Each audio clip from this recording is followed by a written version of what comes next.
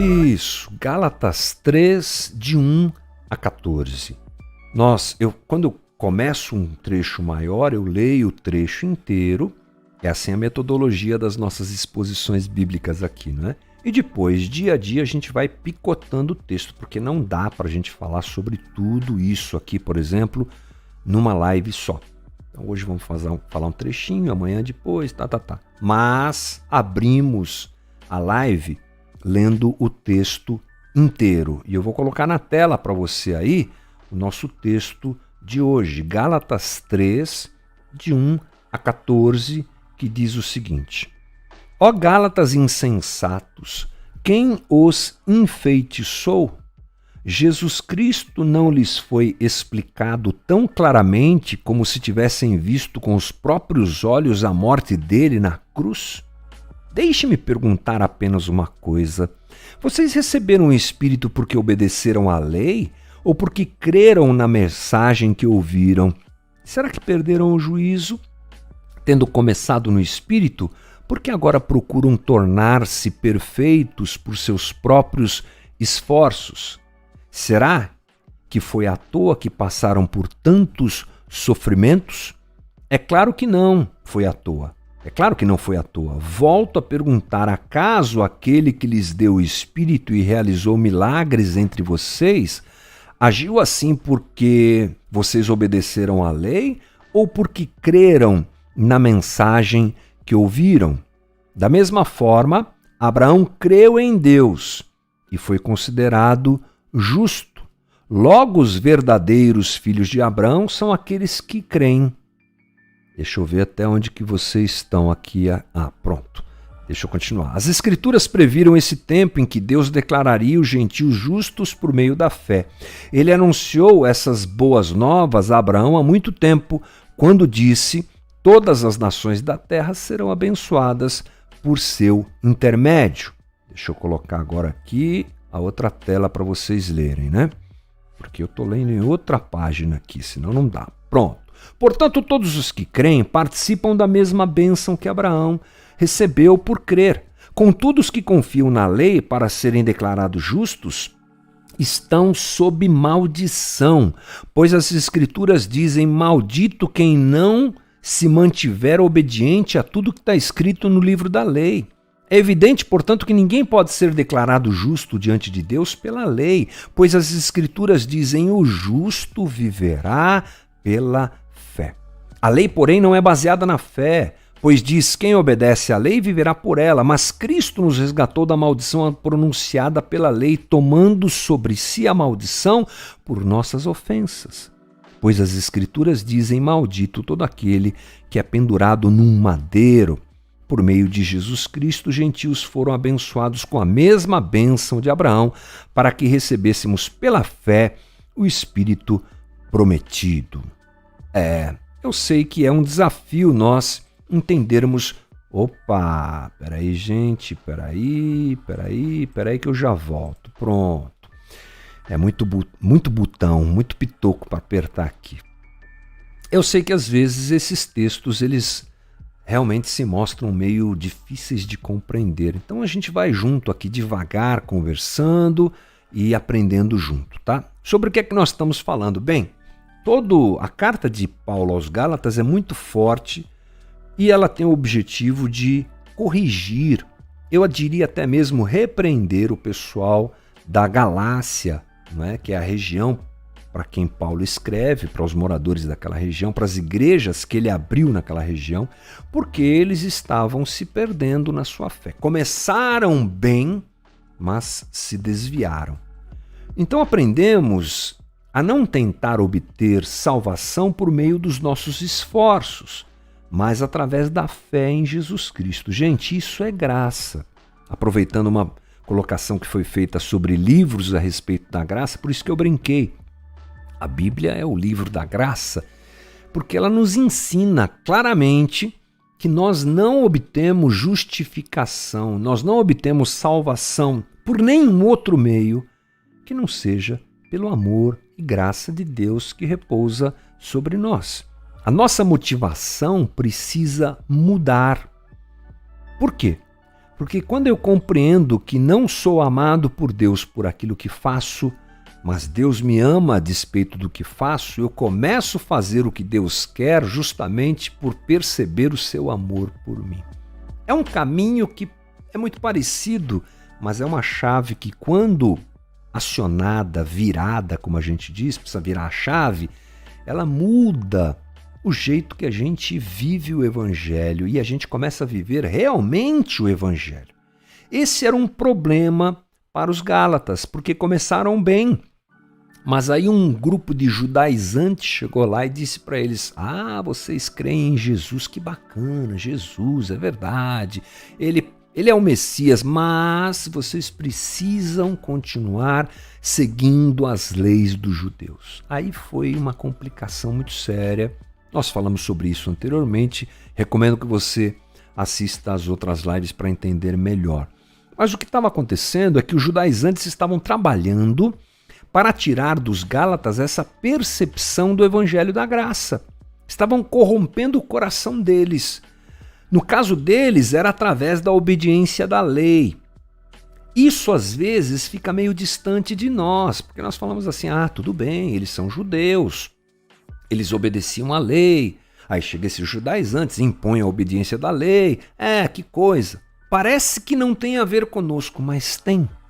Mas eu não obedeço à lei do judeu é uma coisa do judeu. O que eu tenho a ver? Eu aqui no século XXI, ocidental, capitalista que sou, tem tudo a ver com a gente. Porque o caminho de afastamento do verdadeiro evangelho que foi inserido no coração dos Gálatas pelos judaizantes foi observação da lei. E a nós? Qual é o caminho que nos afasta do evangelho da graça? É quando nós pensamos que a nossa conduta moral pode ser um instrumento de salvação. Olha só o que Paulo diz no primeiro versículo desse trecho que nós lemos. Vou colocar na tua tela agora. Olha só. Ó Gálatas insensatos, quem os enfeitiçou? Será que perderam o juízo, tendo começado no Espírito? Porque agora procuram tornar-se perfeitos por seus próprios esforços. Olha que interessante. Paulo está aprofundando a sua conversa com os Gálatas e ele está dizendo: vocês começaram bem, mas agora vocês estão se perdendo. E ele é duro, gente. Ele usa palavras tipo insensatos, que quer dizer tolos, estúpidos. Estavam indo bem, começaram na graça, mas agora vocês querem voltar. Vocês estão se perdendo e tentando fazer as coisas pelos seus próprios méritos. Começaram bem porque viram Cristo crucificado. Olha só o que diz o próprio texto de Paulo. Jesus Cristo não lhes foi explicado tão claramente como se tivessem visto com os próprios olhos a morte dele na cruz. Vocês aí, Gálatas, eu não expliquei tudo para vocês. Por que Jesus morreu? Como morreu? Que o sacrifício dele é maior do que tudo e que ele faz isso e fez isso por amor a nós? Estou aqui reproduzindo as palavras de Paulo, né? Teatralizando as palavras de Paulo, mas é isso. A pregação de Paulo fez os Gálatas verem a cruz e entenderem o amor de Deus. Porque essa é a essência do Evangelho. Olha o que Timothy Keller diz: um cristão não é alguém que sabe sobre Jesus, mas alguém que viu Jesus na cruz. Isso é forte, hein, gente? Timothy Keller é outro autor que me desmonta. Um cristão não é alguém que sabe sobre Jesus.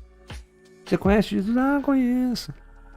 Eu até vou na igreja de vez em quando. Não. É alguém que viu Jesus na cruz, que conseguiu compreender a obra redentora da cruz. Não se trata, portanto, o Evangelho nunca se trata do que eu faço, mas do que Jesus fez por mim. Essa é uma verdade absoluta que precisa ser compreendida por todos nós. Que o Evangelho da graça é a porta de entrada no reino. Sim, as pessoas são salvas por graça. Isso você já sabe, né? Então, precisamos saber também que nós continuamos dentro do reino pela graça. Isso nunca muda. O evangelho da graça é a porta de entrada no reino, mas é também o caminho de crescimento dentro do reino. Nós não começamos pela graça para depois nos perdermos nas nossas próprias obras e capacidades. Somos salvos pela graça e continuamos vivendo pela graça. Se não for assim, nós corremos o risco de trilhar o mesmo caminho que os Gálatas. Tem a ver com continuidade, tem a ver com caminho, tem a ver com peregrinação. Pastor Hernandes Dias Lopes diz: a vida do crente começa no Espírito e prossegue no Espírito. É isso, é assim que nós andamos. Somos então justificados e santificados pela fé em Cristo Jesus. E nada que nós façamos nos garante justificação. A justificação ela acontece pela fé na obra que Jesus fez na cruz, na obra redentora dele, na sua entrega na cruz. Olha o que Paulo diz em Romanos 5:1. Tendo sido, pois, justificados pela fé, temos paz com Deus por nosso Senhor Jesus.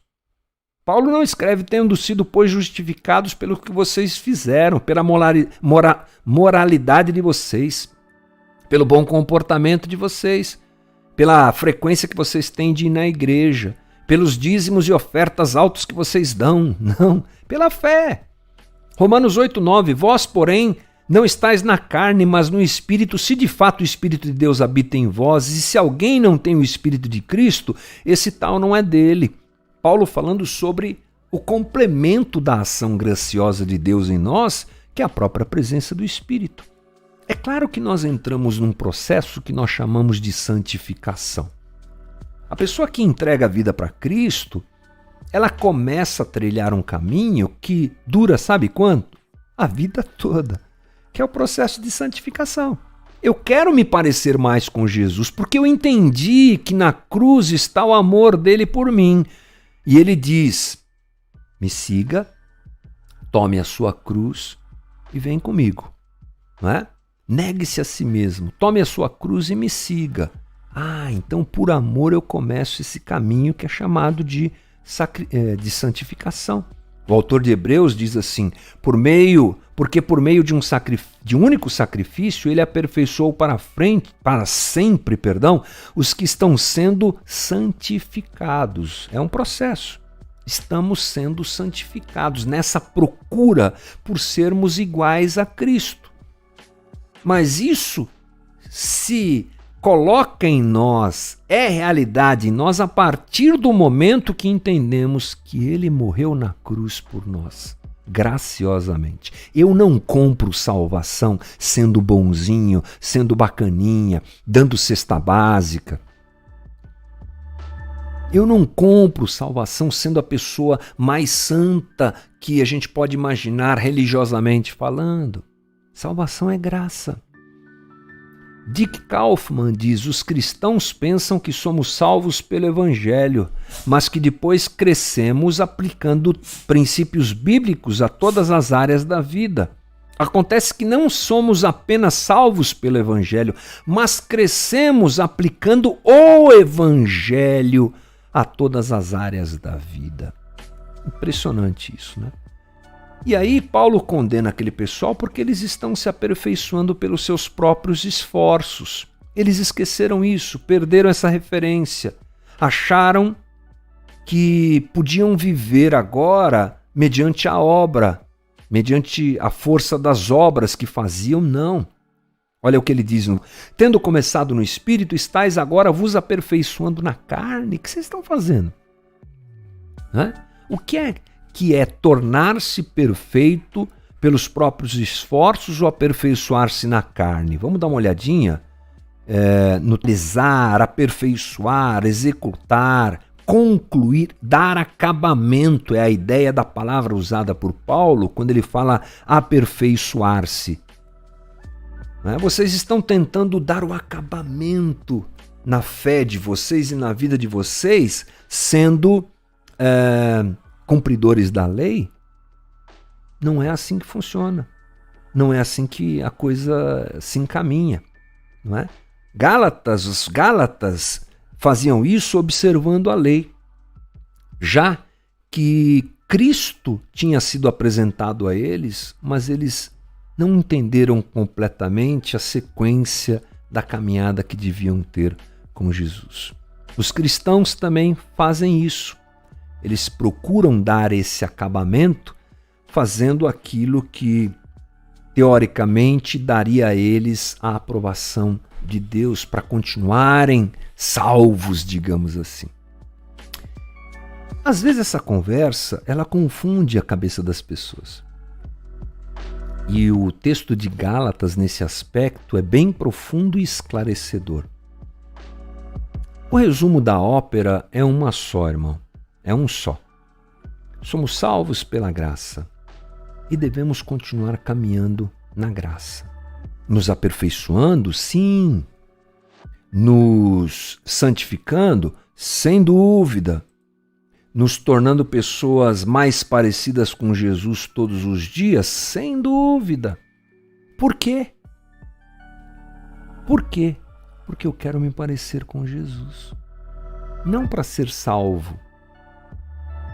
Há pessoas, e esse é o caminho da religião, que elas levam isso tão a sério que elas se tornam aqueles contra quem Jesus combateu a religião. Elas se tornam pessoas parecidas com aquelas que oram nas praças, batem no peito, dizem eu sou melhor do que o publicano. São aquelas pessoas que a moralidade e a prática religiosa, na cabeça delas, as coloca num patamar em que Deus fica devendo para elas. Eu sei que parece uma loucura isso, mas é uma loucura. Imagine Deus me devendo alguma coisa, mas é assim. Como é que a religião trata isso? Seja uma pessoa fiel e Deus tem que te recompensar. Isso está cheio de gente pregando isso. Você é filho de Deus e você tem que reivindicar prosperidade, bênçãos de Deus, Ele tem que te dar. Olha, Deus não tem que nada. Ele é Deus. Se Ele faz por misericórdia e graça. Não tem nada que eu faça. Imagine a loucura desse pensamento. Não há nada que eu faça que faça Deus ficar me devendo alguma coisa. Imitando aqui meu amigo Zé Bruno, imagine Deus lá do céu olhando para você naquele dia em que você se comporta tão bem e você vai deitar, coloca a cabeça no travesseiro e ora: Senhor, obrigado por esse dia, porque eu não cobicei ninguém, não olhei para nenhuma mulher, não trapaceei ninguém, não menti para ninguém. O Senhor viu a transferência bancária que eu fiz lá para a conta da igreja. O Senhor percebeu as cestas básicas que eu enviei. Meu Deus, muito obrigado por eu poder ser alguém tão justo. E Deus lá de cima olhando para você: é verdade. Como esse meu servo é justo, meu Deus, eu estou devendo, preciso abençoá-lo. Anjo, anote aí, precisamos abençoá-lo. É piada.